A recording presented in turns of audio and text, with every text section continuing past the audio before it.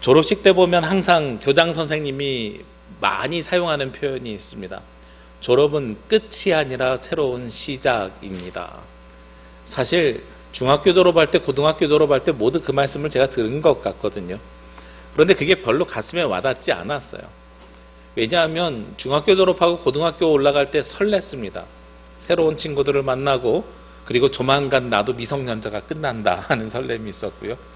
그리고 고등학교 졸업하고 대학을 갈 때에는 좋아, 자유, 이런 느낌이 있었습니다. 그래서 그 시작이 가슴에 와 닿는 것보다 이 졸업식이 빨리 끝나야 놀러 갈 수 있을 건데, 이런 마음이 저에게 더 컸던 것 같아요. 그런데 나중에 인생을 살아가면서 그 말이 무슨 뜻인지 계속해서 깨닫게 됩니다. 요즘 이 코로나19, 우리도 지금 온라인 중계를 일부 예배 때는 하고요. 지금도 사실 영상은 나갑니다.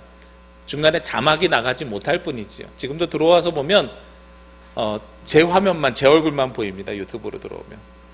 그래서 성가대 찬양할 때도 제가 보이고, 장로님 기도하실 때도 제가 보이고, 그리고 제가 예배 준비하는 모습도 그대로 보입니다. 그래서 막 코가 막혀도 코딱지도 팔 수 없고 막 되게 불편합니다. 요즘 이 영상이 계속 실시간으로 CCTV처럼 보여지니까요. 그런데 이 코로나 시대를 맞이하면서 많은 분들이 그렇게 생각을 하시는 것 같아요.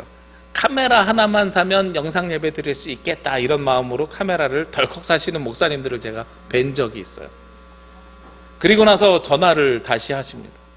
목사님, 카메라를 샀는데 어떻게 해야 되죠? 카메라하고 컴퓨터하고 연결해주는 중계기를 또 하나 사셔야 됩니다. 또 샀어요. 어떻게 해야 되죠? 생중계를 하고 싶으면 OBS라는 프로그램을 하나 깔으셔야 되고요. 그 프로그램을 유튜브랑 연결시켜야 되고요.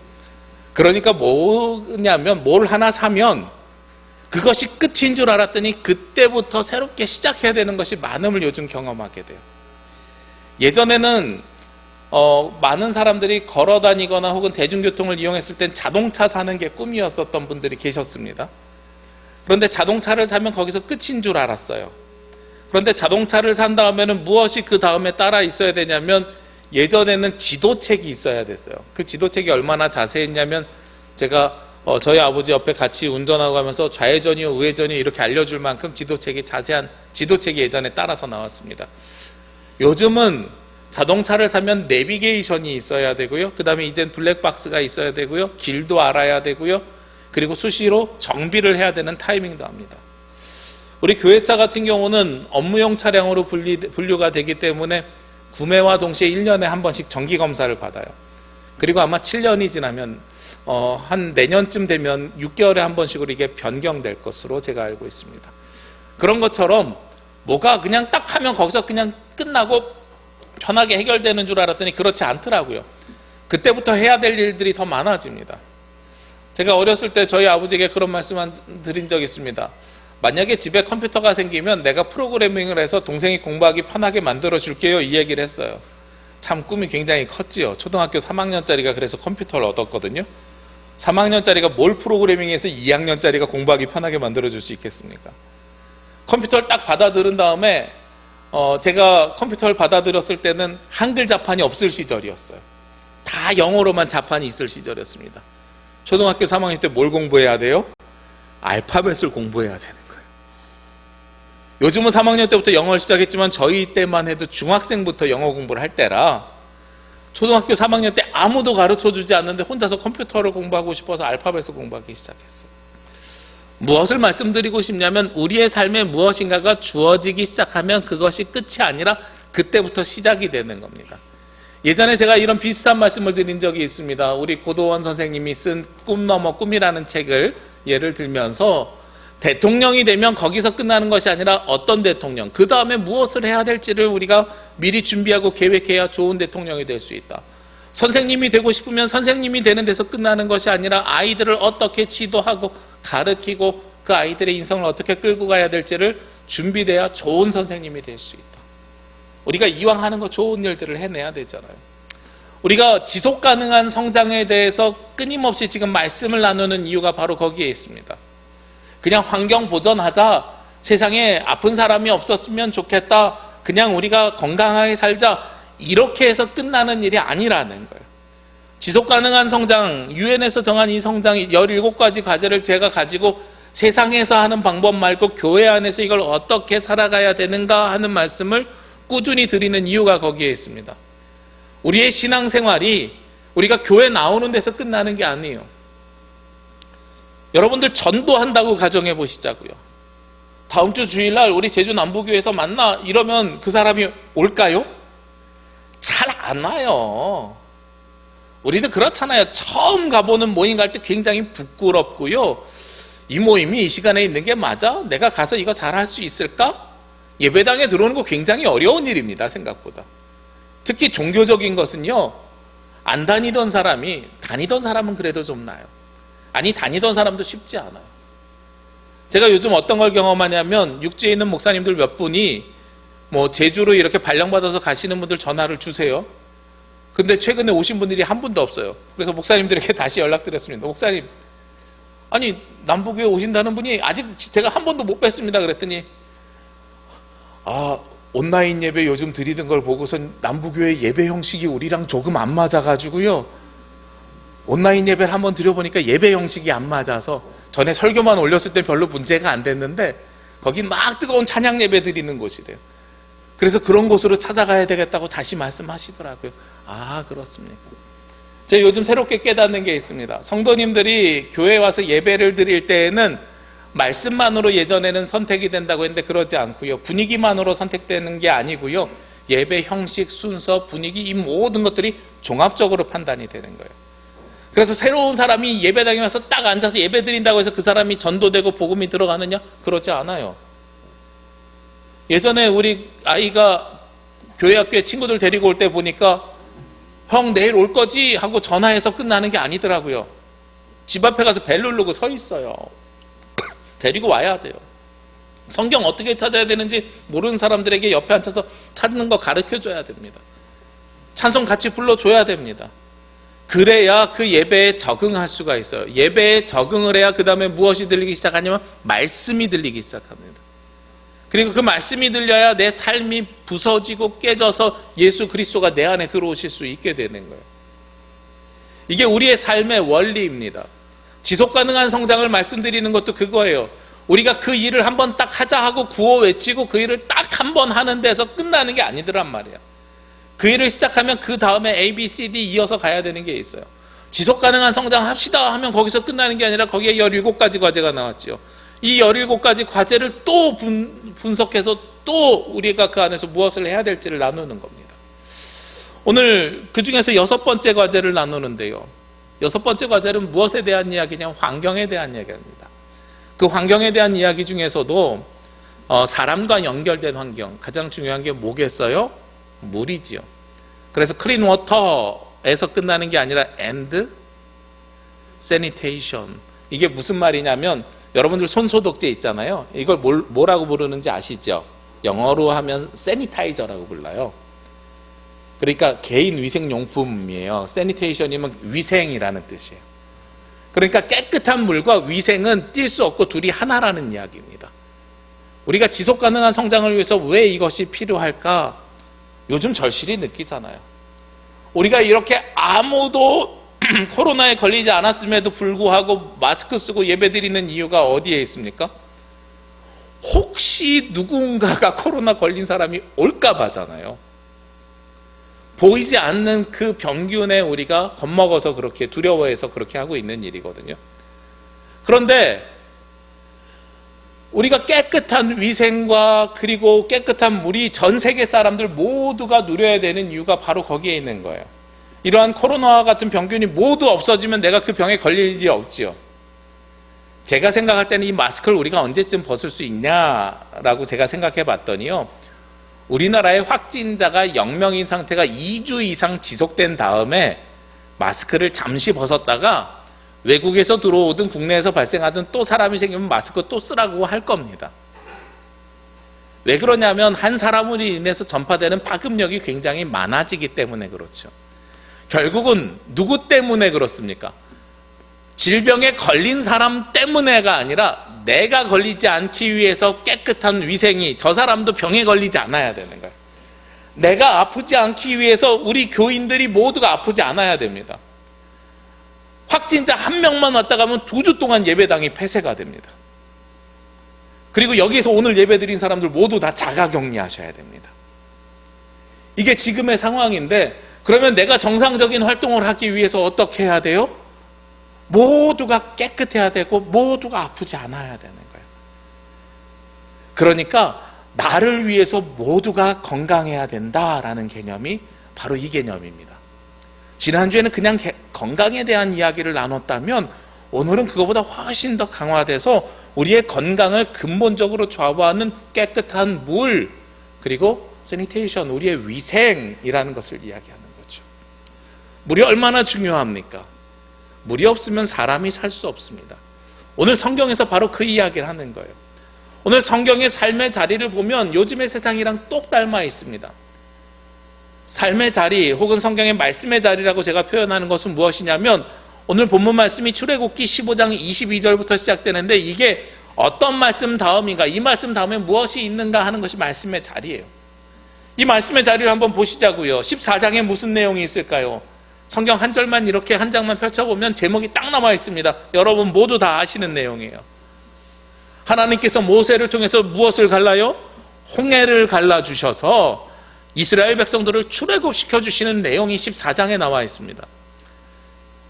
노예 생활했던 이스라엘 백성들, 이들에게 가장 중요한 목적지는 어디였겠습니까? 노예에서 해방되는 거겠지요. 노예에서 해방만 되면, 애굽에서 나가기만 하면 모든 것이 다 해결되는 줄 알았을 겁니다. 그런데 14장 말씀에 보면 홍해를 가르기 전에 굉장히 긴박한 상황이 옵니다. 바로가 허용해가지고 이스라엘 백성들이 출애굽하러 나왔는데 앞에는 바다가 가로막고 있어요. 뒤에는 병사들이 쫓아오고 있어요. 하나님 앞에 부르짖었더니 하나님께서 누구를 통해서? 모세를 통해서 지팡이를 내려치니까 바다가 쫙 갈립니다. 사람들이 지나갑니다. 그리고 나서요, 애굽 병사들은 거기에 다 못 지나오고 그 물에 갇혀서 죽게 되지요. 이스라엘 백성들이 그때 아마 환호성을 질렀을 거예요. 그래, 우리 하나님께서 우리를 구원하셨다. 우리가 노예에서 해방됐다. 이제 우리 무엇이다? 자유다. 굉장히 행복한 삶을 살기 시작했을 것이라고 우리는 추측이 됩니다. 노예가 해방되었으니 얼마나 행복했겠어요. 그런데 그 뒤로 벌어지는 일이 뭐예요? 오늘 바로 15장에 그 뒤로 벌어지는 일이 나옵니다. 14장이 너무나도 행복했고요. 그리고선 두 노래가 나옵니다. 모세의 노래, 모세가 하나님 앞에 찬양하면서 감사합니다. 그 다음에 미리암의 노래, 또 미리암이 찬양하면서 감사합니다.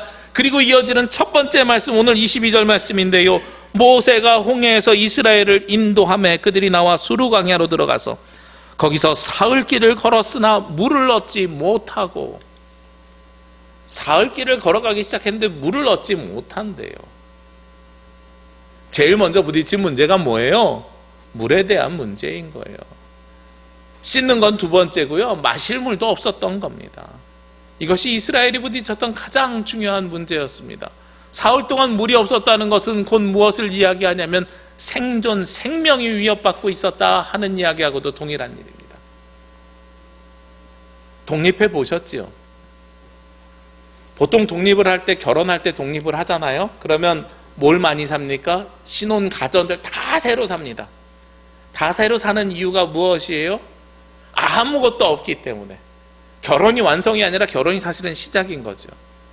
그런데 결혼 말고요, 제가 혼자서 살 때도 그랬어요. 부모님 집에서 다니다 기숙사 가서 살고 자취하는 건 독립이 아니에요, 제가 생각할 때는. 성인이 돼서 자신의 삶을 유지하면서 혼자 그 삶을 살기 시작할 때는 생각보다 해야 될 일들이 많더란 말이에요. 혼자서 사택에 나와서 사는데요, 전임사역 처음 시작하면서 사택에 나와서 사는데 내가 설거지 안 하면 설거지 해줄 사람이 없어요. 그러니까 물 먹을 때도 신경 써서 먹어요. 어느 컵으로 마셔야 되나? 엄마가 설거지 해줄 때는 물 한 모금 먹고 또 새 컵 하나 또 꺼내는데, 혼자서 살 때는 물 한 모금 먹으면 에이 무슨 설거지야, 그냥 이렇게 물만 헹궈가지고 또 엎어놓고 말렸다가 또 먹고. 밥을 해먹는데 처음에는 굉장히 그 자신만만하게 난 밥 잘해 먹을 수 있어 해서 밥도 하고 찌개도 끓여서 먹어요. 먹는 건 좋은데 설거지까지 할 수 있겠는데 남는 음식물 처리를 어떻게 해야 될지 난감해지는 거예요. 그러니까 그냥 조금 먹어? 아니, 할 때 한 거 다 먹어? 막 이런 고민 생긴단 말이죠. 그러면서 제가 처음 경험한 것이 있어요. 먹는 것만 장 보면 되는 줄 알았더니 치약과 샴푸와 생필품도 장을 봐야 돼요. 이게 아무 생각 없이 살다가 이런 모든 것들이 다 나에게 필요한 생필품이라는 게 왜 생필품이라고 쓰여져 있는지를 그때부터 알기 시작했어요. 내 삶의 패러다임과 내가 생각하는 방법이 바뀌기 시작하더란 말이에요. 이스라엘이 노예로 살다가요, 홍해를 지나서 광야로 들어오기 시작하면서요, 물이 필요한 적이 없었던 삶을 살았던 겁니다. 이들이 홍해를 건너기 전에 살던 이 애굽 땅이라는 데가 어떤 땅입니까? 인류 4대 문명지 중에 하나입니다. 무슨 강이 있어요? 나일강이 있어요. 그래서 거기선 물 걱정 없이 살던 동네에서 나와가지고 광야를 들어서기 시작하니까 무엇이 걱정되냐면 물이 걱정되기 시작하는 거예요. 제가 육지에서 살 때는 물을 걱정 안 하고 살았거든요. 근데 한 2해 전인가요? 3해 전에 제주에서 있다가 뉴스 보면서 깜짝 놀랐어요. 언제 놀랐냐면 관광객들이 너무 많이 와가지고 서쪽 지역에 제한급수를 한다고, 격일로 물을 내준다고 이 뉴스가 한 2년 전인가 3년 전에 나왔던 적이 있어요. 한림 쪽에. 그거 보고선 깜짝 놀랐어요. 아, 제주도도 쉽지 않은 동네구나. 그리고 나서 또 어떤 때 그런 경험을 했냐면 우리 지하에 그 보일러랑 뭐랑 치우는 공사를 지난달에 했거든요. 6월 말에. 근데 공사로 오시는 분들이 저희한테 얘기하지 않고 아마 그분들 생각은 그런 것 같아요. 교회에 사람은 살지 않을 것이다. 아침에 일찍 와서 보일러를 해체하기 위해서 보일러에 물이 들어가니까 물을 다 잠가버렸어요. 화장실에서 일을 봤는데 물이 안 내려가요. 그리고선 내려와서 얘기하려니까 세수도 하고 씻고 내려와야 되는데 방법이 없는 거예요. 모자 쓰고 냉장고에 있는 물 가지고 눈곱 띄고 마스크 쓰고 내려와서 저 사장님 잠깐만 애들 학교 갈 때까지만 물 좀 틀면 안 될까요? 상상을 못하는 일이에요. 물이 없는 건. 왜냐하면 우리에겐 물이 너무 풍족한 상태에서 살아가고 있으니까요. 근데 우리도 물이 풍족한 나라 아니지요. 여기서 한 가지 상식적인 걸 알려드리겠습니다. 우리나라 물 부족 국가라는 말씀 들어본 적 있으시죠? 얼마 전에 대한민국도 물 부족 국가입니다. 국익광고협의회. 이거 잘못된 번역에서 나온 오역이라 그래요. 제가 말씀 준비하면서 자료를 찾아봤더니, 그래서 우리나라도 물 부족한데 제가 설교한 걸 이렇게 쓰면서 막 자료 찾아봤더니 대한민국 물 부족 국가 아닙니다. 오해입니다. 그런데 어느 단계냐면 물 스트레스 국가래요. 물에 대해서 유엔이 정한 지표가 3단계가 있답니다. 물 부족 국가, 물 스트레스 국가, 물 풍요 국가. 대한민국은 이 중간에 있대요. 사실 제가 이 물 부족 국가라고 했을 때 이해가 안 됐어요. 장마철에 이렇게 비가 많이 오는데 왜 우리나라가 물 부족 국가야? 지난주에 뉴스 보니까요, 저에게 설교하라고 예화로 주신 건 아닌데 어쩜 그렇게 홍수가 날 정도로 물을 많이 주셨는지. 우리나라 물 부족 국가 아니잖아 이렇게 이야기하는데, 물 스트레스 국가는 뭐냐면 계절에 따라서 물이 많기도 하고 가뭄에 들기도 하는 것이 물 스트레스 국가래요. 그리고 우리가 필요하게 사용하는 물이 많은데 사람들의 생활에 사용하는 물 있잖아요. 마시는 물과 씻는 물이 상대적으로 적어서 물 스트레스 국가래요. 그리고 마지막으로요, 우리나라가 유럽에 비해서 1인당 물 사용량이 2배래요. 그래서 쓸 수 있는 물은 적고 사용하는 물이 많아서 물 스트레스 국가래요, 우리나라가. 그나마도 물 스트레스 안 받고 살아가는 나라입니다. 수도가 좋으니까요. 그런데 오늘 성경에 나와 있는 것처럼 물이 없다고 생각하십시오. 사람들이 무엇을 구하기 시작하겠습니까? 물만 주시면 저는 뭐든지 하겠습니다. 이 얘기 할 거 아니에요. 물만 주시면. 그런데 하나님께서요, 이들의 음성을 듣고 물을 주시기 전에 이들이 먼저 물을 찾았어요. 어떤 물을 찾았습니까? 오늘 23절 말씀해 보니까 마라에 이르렀더니 그곳 물이 써서 마시지 못하겠으므로 그 이름을 마라라 하였더라. 물만 주시면 이들의 목적은 무엇이었습니까? 물이었어요. 어떤 물이 아니라 그냥 물을 찾기를 원했더니, 물을 찾았더니 그 물이 써서 못 먹는 물이래요. 많은 학자들이 그 이야기를 합니다. 단지 써서 못 먹었을까? 그러지 않다는 거예요. 이 고대 근동이라고 하는 이 지역, 광야 지역을 자세히 살펴보면 염분이 많은 물, 사해도 이 동네에 있잖아요. 그러니까 그냥 쓴 물이 아니라 염분이 너무나도 많아서 먹지 못하는 물일 가능성이 높다. 혹은 고여서 썩어서 먹지 못할 물일 가능성이 높다. 이 두 가지 견해를 이야기합니다. 맛있은 게 문제가 아니라는 거예요. 먹으면 오히려 탈이 나는 물이 이 가운데 있었다는 겁니다. 그러니까 우리가 찾아야 하고 우리가 구해야 되는 건 물이 아닙니다. 무엇을 구해야 하고 무엇을 찾아야 됩니까? 우리의 생명을 연장하고 생명을 유지시킬 수 있는 물이어야 되는 거예요. 저는 이 일을 하나님께서 이스라엘 백성에게 첫 번째로 경험하게, 출애굽하자마자 제일 먼저 경험하게 하신 이유, 그 다음에 배고픔이 나오거든요. 만나와 메추라기가 그 다음에 16장에 나옵니다. 그 이유는 무엇이냐면 하나님께서 이스라엘 백성을 훈련시키기 위함이다 라고 생각합니다. 왜냐하면 이스라엘 백성들이 출애굽하자마자 자기들이 생각했던 가나안 땅, 젖과 꿀이 흐르는 땅으로 바로 들어갔을까요? 아니잖아요. 이들이 어디서 생활하기 시작합니까? 광야에서 몇 년 살아요? 40년 살아야 되는데 이제 불과 몇 년 살았어요? 몇 년은요, 무슨 3일 살았어요. 성경에 분명히 나와 있습니다. 이들이 며칠 길을 걸었다고요? 사흘 길을 걸었다고요. 요즘 젊은이들이 사흘 길을 잘 모르더라고요. 예, 지난주에 그 뉴스에 나왔는데 포털 사이트 검색어 중에 1위가 사흘이었어요. 왜 그랬는지 아십니까 혹시? 임시공휴일을 지정하면서 휴일이 사흘이 되었다 그랬더니 학생들이 아무리 세봐도 금, 토, 일, 월요일이 임시공휴일이니까 금, 토, 일 3일이라는 거예요. 근데 왜 대통령은 사흘이라고 했을까? 검색을 한 거예요. 이들은 사흘이 며칠이라고 착각했을까요? 사흘에 4자가 들어가니까 4일인 줄 아는 거예요. 참 재밌죠. 사흘길 3일 만에요. 자신들이 가지고 있는 환상이 깨졌습니다. 출애굽하면 행복할 것이다. 젖과 꿀이 흐르는 땅이 기다릴 것이다. 우리가 지금 생각하는 것처럼 아파트 분양되고 당첨되면 바로 내 앞에 쭉 좋은 아파트가 펼쳐져 있을 것이다. 이렇게 상상하는 거랑 똑같아요. 모델하우스가 있는 거다. 아니죠. 아파트 분양되고 당첨되면 어떻게 돼요? 그때부터 열심히 돈 벌어서 빚 갚아야죠. 분양금 만들어야죠. 그렇잖아요. 중도금 묻고요. 어디서 살지 살아야 됩니다. 근데 그냥 당첨된 사람들은 이거 저 같은 사람보다 이 체험이 떨어져요. 왜냐하면 저희가 중고등학교 다니던 동네가 모두가 다 재개발하던 동네였거든요. 제가 고등학교 때 친구들이 뭐라 그랬냐면 고등학교 졸업하면 대학 안 가고 바로 군대 갔다 온대요.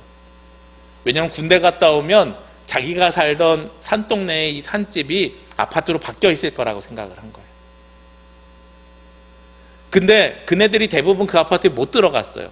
그 돈이 없어서.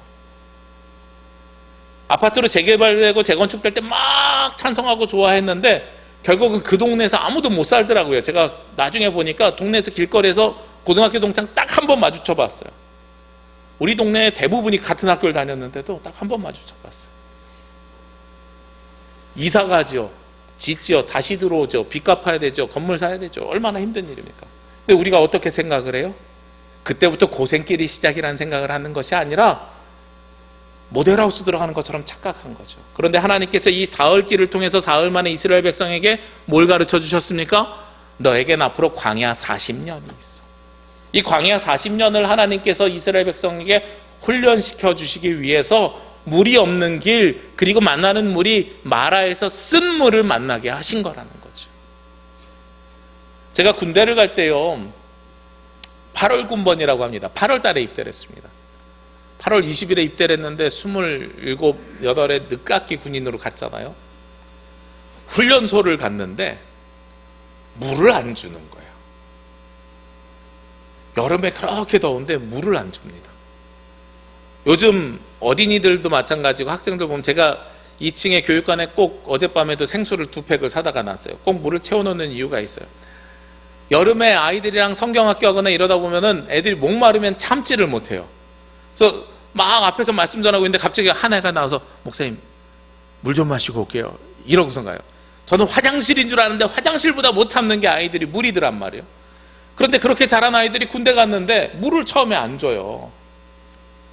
그리고 나서 물을 딱 주는데 어떻게 주냐면 말통이라 그러죠. 우리 기름 넣는 그 말통에 보리차 끓인 물을 여름에 줍니다. 8월 그 땡볕 더위. 제가 지금 군 생활 가운데서 훈련하고 있을 정민이가 생각이 나요. 정민이 아마 시원한 물 굉장히 갈망하고 있을 시간이에요, 지금. 아마 그 시원한 물 먹고 싶어서 지금 교회 가 있을지도 몰라요. 군대 교회도 요즘 에어컨 틀어주니까 에어컨 바람 쐬러 가 있을지도 몰라요. 제가 너무나도 궁금해가지고 저를 맡았던 조교가 감사하게도 교회에서 청년부 회장하던 친구예요. 제 이력서를 보더니 저를 딱 불러서 너는 왜 이렇게 늦게 왔어? 그러길래 제가 신학대학원 졸업하고 전도사 하다가 청년부 담당 전도사 하다 왔습니다. 이랬더니 그 조교가 한 말이 제가 청년 회장 출신인데 전도사님한테 반말해도 될까요? 편하게 하십시오. 그러면서 이제 친하면서 같이 교회를 다니면서요, 그 조교에게 제가 물어봤어요. 근데 조교님, 왜 훈련소에서는 시원한 물을 안 주고 이 더운 여름에도 따뜻한 물을 끓여서 줍니까? 제가 물어봤어요. 왜 물어봤냐면 조교들은 자기들끼리 내무실에서 정수기에서 시원한 물을 꺼내가지고 먹더란 말이에요. 근데 우리한테만 안 주니까. 물어봤더니 하는 이야기가 전쟁이 나면 정수기가 없어요. 전쟁이 나면 끓인 물을 먹어야 돼요. 그냥 물을 먹어서 미지근하면 탈나요. 그래서 보리차로 끓인 물을 수통에다 넣어서 몸에 넣고 다니면서 하면 기본적으로 36도짜리 난로에다가 달고 다니다 먹는 물이잖아요. 그 물을 먹으면서 버텨야 된다는 거예요. 전쟁 때, 6.25 전쟁 때 수통 하나 가지고선 3일을 버틴 적도 있대요. 그러니까 사회에서 먹던 물의 체질을 바꿔야 된대요. 그래서 물을 자주 먹으면서 버티는 게 아니라 죽지 않을 만큼만 먹으면서 버티는 훈련을 훈련소 6주간 해야 된다는 거예요. 그래서 훈련소 퇴소할 때까지는 절대로 시원한 물도 주지 아니하고 보리차를 한여름에도 끓여서 하루에 정량만 준다는 거예요. 제가 그때 딱 생각난 게 오늘의 말씀이에요. 하나님께서 이스라엘을 광야 40년을 시작해야 되니까 처음에 3일 동안 훈련하면서 제일 먼저 훈련시킨 것이 뭐냐? 물 먹는 훈련을 시키신 거죠. 그러면서 하나님께서 그냥 이 쓴 물을 먹게 내버려 두지 아니하셨습니다. 그럼에도 불구하고 이스라엘이 부르짖어서 간구했을 때 하나님께서 어떻게 해주셨습니까? 25절 말씀해 보니까 모세가 여호와께 부르짖었더니 여호와께서 그에게 한 나무를 가리키시니 그가 물에 던지니 물이 달게 되었더라. 거기서 여호와께서 그들을 위하여 법도와 율례를 정하시고 그들을 시험하실세. 하나님께서 모세를 가르쳤고 모세가 그 나무를 들고선 던졌더니 물에 던졌더니 그 물이 생명수로 바뀌었어요. 쓴 물이 단물로 바뀌었습니다. 샘이 새롭게 터져 나온 것이 아니라 죽어있는 물이 살아나는 물로 변화되는 역사가 일어난 겁니다. 누구를 통해서요? 모세를 통해서요. 저는요, 이 땅이 지금 어떻게 되고 있다고 생각하냐면 이 땅이 죽어가고 있다고 생각하고 이 땅에 물은 있으되 그 물이 쓴물이라고 생각합니다. 이 땅이 얼마나 썩어져 있는 물입니까? 그냥 코로나 병균뿐만 아니라요, 이 땅에 있는 교회가 부패했고 나라가 부패했고 우리의 삶이 너무나도 이기적인 삶을 살아가고 있는 거예요. 우리가 사용하는 물 어떻게 사용하고 있습니까? 마음대로 쓰고 그냥 막 버리고 사용하고 있는 거잖아요. 물은 놀랍게도요, 없어지지 않는 것이 물입니다. 우리가 쓴 물 하수도를 통해서 바다로 흘러들어갑니다. 정화장치를 거쳐서. 그 바다로 간 것이 다시 수증기가 돼서 하늘로 올라갑니다. 하늘로 올라간 물이 비가 되어서 다시 이 땅에 내립니다. 이 땅에 내리면 지하수로 있다가 그 물을 퍼서 우리가 다시 또 마십니다. 우리 눈에 보이게 순환 구조를 가지고 있는 것이 물이에요. 우리가 버리는 물은 결국 우리에게 다시 돌아올 물입니다. 그렇기 때문에 그 물은 쓴물이냐 단물이냐 하는 것이 굉장히 중요한 물입니다. 그런데 그 쓴 물을 단물로 변화시키는 유일한 분이 누구세요? 하나님이세요.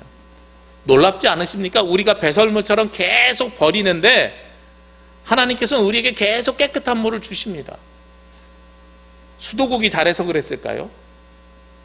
아니에요. 수도국 잘하지 않는 것 같아요. 얼마 전에 상수도 공사 난리 났잖아요. 인천에서 곳곳 도시에서 유충이 나왔어요. 벌레가 수돗물에서 나왔어요. 사람이 할 수 있는 건 한계가 있어요. 근데 하늘에서 내리는 비는요, 하나님께서 주실 땐 깨끗하게 주십니다. 우리가 공기를 오염시켜서 그 물이 내려오면서 변질될지 몰라도. 우리가 버린 오수를, 폐수를, 우리가 마시지 못하는 바닷물을 깨끗한 물로 바꿔주시는 분은 오직 하나님 한 분밖에 안 계십니다.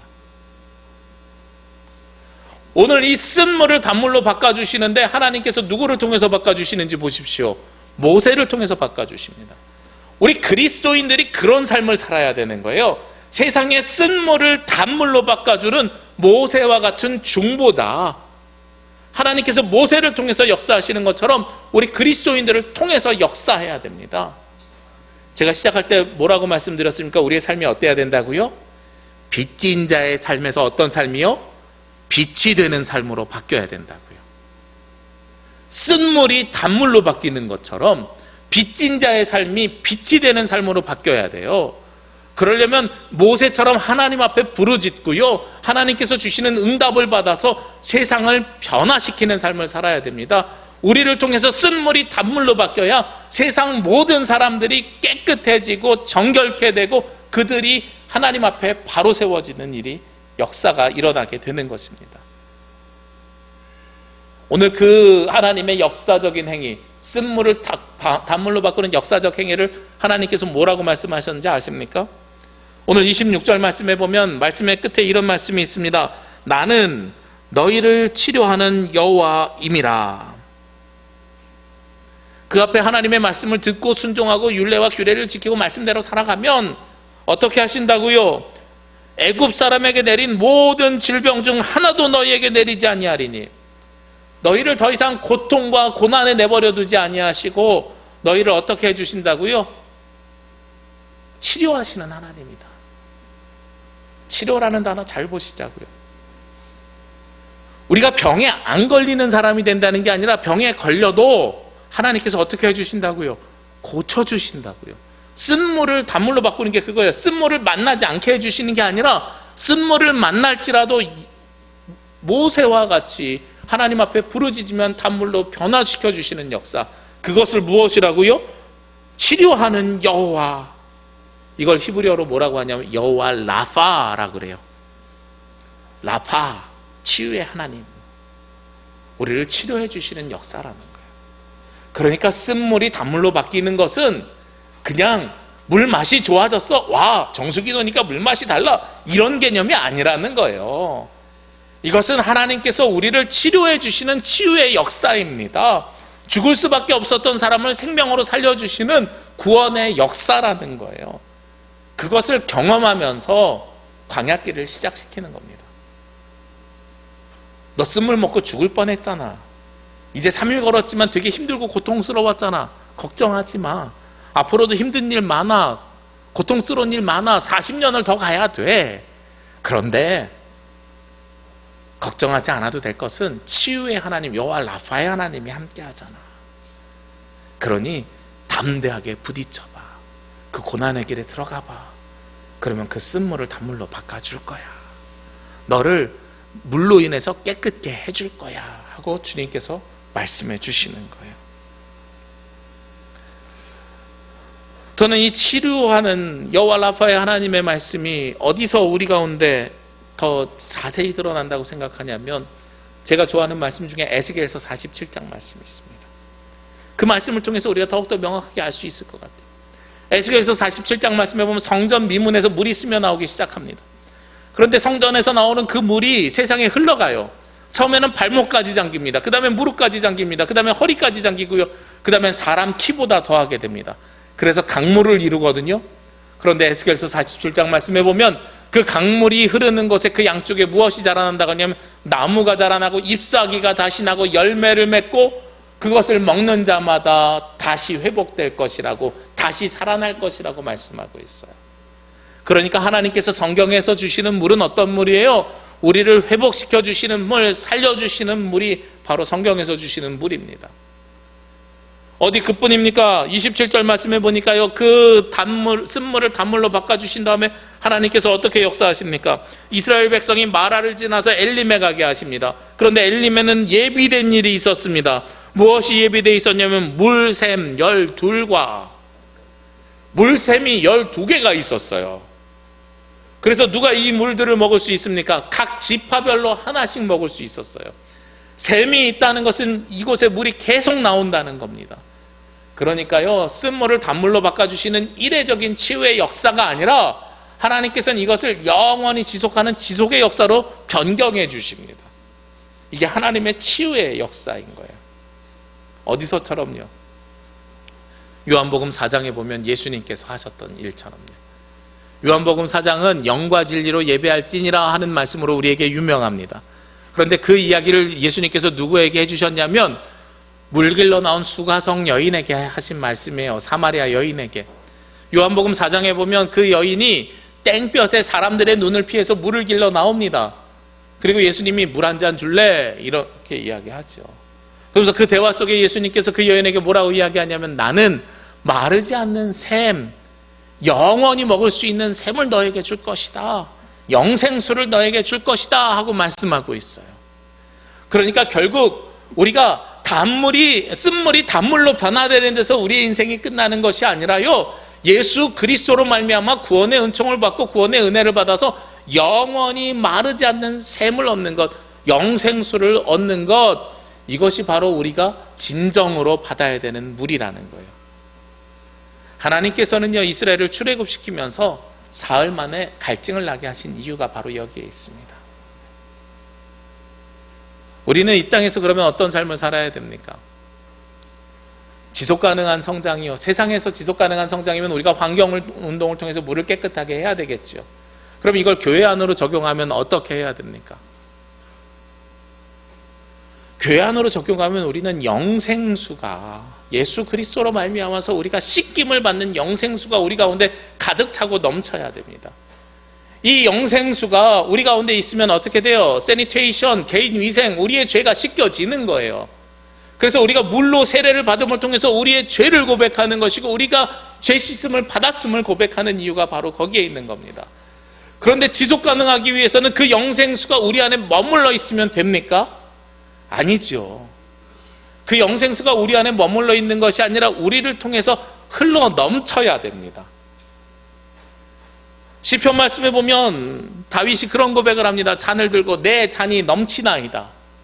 하나님께서 주시는 영생수가 차고 넘쳐야 나로 말미암아서 누가요? 우리 자손들이, 다음 세대들이 열심히 하나님을 믿는 믿음이 커지는 거예요. 그것이 바로 지속 가능한 성장의 기본입니다. 제가 요즘 전국의 많은 목사님들을 찾아뵙고 인사드리면서 만나는 일들이 생겼습니다. 그래서 만나는데 깜짝깜짝 놀라는 일이 있어요. 한 교회를 갔더니 한 목사님이 그런 이야기를 해요. 우리 교회는 80대 신분들이 점심 식사를 준비하십니다. 더 젊은 분 없습니까? 제가 말씀드렸어요. 그랬더니 아니 70대는 좀 더 무거운 거 들어야 돼서 밥은 80대가 한대요. 그런데 같은 읍에 이웃교회를 갔는데 거기는 자녀들이 많아요. 젊은이들이 있어요. 활기가 있어요. 교회에. 목사님 뭐라고 말씀하시냐면 우리 교회는 일찍이 교육에 투자를 했더니 그래서 시골교회 치고는 교육 담당 목사님을 일찍 모셨습니다. 교회 규모에 비해서. 규모도 없는데 일찍 모셔서 교회 학교 중심으로 열심히 키웠더니 읍교회인데 시로 나간 자녀들이 주일날은 읍으로 온다는 거예요. 교회 학교 때문에 온다는 거예요. 그러면서 젊은이들의 생기가 넘쳐나요. 그래서 제가 물어봤어요. 앞교회는 밥을 누가 한다 그랬어요? 80대 분들이 하신다. 여기는 밥을 어느 연령대에서 하십니까? 40대가 하죠, 밥을. 너무 차이가 나는 거예요. 어디가 지속 가능하게 됩니까? 제가 들었던 이야기 중에 가장 가슴을 울렸던 말 중에 하나가 올해 2월 달에 제가 발표하러 갔을 때 대학원생 중에 한 사람이, 전도사님이 목사님들 저희도 현 세대입니다. 저희 다음 세대 아닙니다. 이 시대의 목사님들과 함께 목회하고 있는 현 세대입니다. 현 세대로 인정해 주십시오라고 이야기를 하는 거예요. 우리가 다음 세대는 아직 양육을 받고 있는 세대이고 70대가 볼 때 60세대가 다음 세대가 아니에요. 우리가 현 세대를 넓게 봐야 됩니다. 20대부터 80대까지 넓게 봐야 됩니다. 그래야 다음 세대가 준비가 가능합니다. 그래야 좀 더 폭넓게 지속 가능이 가능합니다. 우리 영적인 생명수도 그들과 함께 나누고 영적인 생명수도 그들에게 함께 물려줘야 됩니다. 그래야 우리에게 무엇이 있어요? 미래가 있어요. 여러분들을 섬길 수 있는 섬김의 역사가 끊임없이 일어날 수 있는 겁니다. 우리가 끝까지 할 수 없어요. 그 다음을 우리가 준비하고 기도해야 되는 거예요. 그게 지속 가능한 성장의 가장 중요한 원리입니다.